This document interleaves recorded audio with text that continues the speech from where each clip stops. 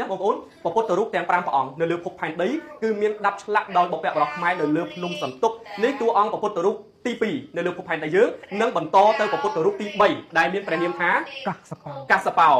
អស្ចារ្យណាស់បងប្អូនពេលដែលមកដល់ចិត្តនឹងពុទ្ធរូបកាសបោដែលជាព្រះសម្មាសម្ពុទ្ធទី3នៅលើភពផែនដីឃើញមានចម្លាក់ជាប់ជាមួយនឹងផ្ទាំងថ្មធម្មជាតិបងប្អូនបាទខ្ញុំនឹងឡើងឲ្យបងប្អូនមើលនេះគឺដាប់ថ្មហ្នឹងគឺពេញចេះបងប្អូនពេញអញ្ចឹងហើយបុព្វបុរសខ្មែរលោកបានដាក់លុងធ្វើជាចម្លាក់បាទគឺជាប់នឹងផែនថ្មនេះបងប្អូនមួយផែននឹងធំហ្មងបងប្អូនឃើញទេមួយផែនហ្នឹងគឺអើតចេញមកហើយនោះមួយផែនខាងនេះទៀតបងប្អូនអញ្ចឹងបានថានេះគឺជាស្នាដៃបុព្វបុរសខ្មែរពិតប្រាកដឲ្យកូនចៅជំនាន់ក្រោយបានឃើញបងប្អូនដូច្នេះខ្ញុំបានមកដល់តួអង្គព្រះសម្មាសម្ពុទ្ធនៅលេខរៀងទី3ដែលបានត្រាស់ដឹងនៅលើភពផែនដីហើយក៏បានចូលបរិនិព្វានហើយអញ្ចឹងបានន័យថាពីមកកាប់ទៅមកកាប់គឺមានតួអង្គព្រះសម្មាសម្ពុទ្ធត្រាស់ដឹងបាទសម្រាប់ភពផែនដីយើងអញ្ចឹងនៅនេះបងប្អូនដែលមានព្រានាមថាកាសបោតួអង្គតំណាងជាអណ្ដើក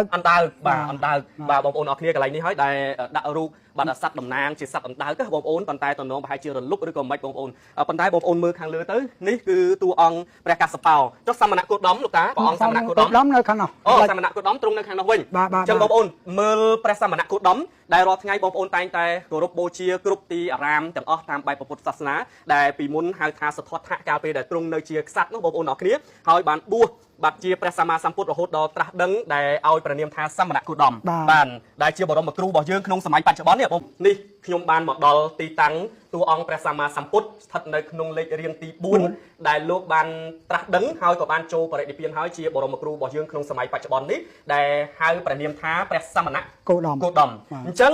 ពុទ្ធគឺមានចំនួន5អង្គបងប្អូនដែលថាបងប្អូននឹងគ្នាមែនទេ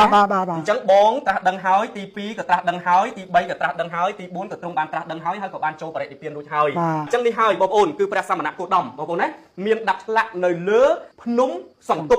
គឺនៅជាប់នឹងផ្ទាំងថ្មធម្មជាតិទាំងអស់អញ្ចឹងមកកំថាឡើយ5-600 ឆ្នាំ1000ឆ្នាំទៅមុខទៀតក៏អត់មានទៅណាដែរបងប្អូនថ្មភ្នំដាប់នៅនឹងហើយដាប់ឆ្លាក់នៅនឹងហើយនេះគឺព្រះបរមគ្រូបាទបងប្អូនបានឃើញហើយអញ្ចឹងតួអង្គពុទ្ធរូបទាំង4អង្គតាំងពីលេខរៀងទី1ដល់លេខរៀងទី4សិតតែជាចម្លាក់ដែលដាប់ឆ្លាក់ទ្រង់ចូលបរិនិព្វានទាំងអស់សូមបញ្ជាក់បានន័យថាព្រះអង្គទាំង4ហ្នឹងគឺលោកបានចូលបរិនិព្វានហើយត្រាស់ដឹង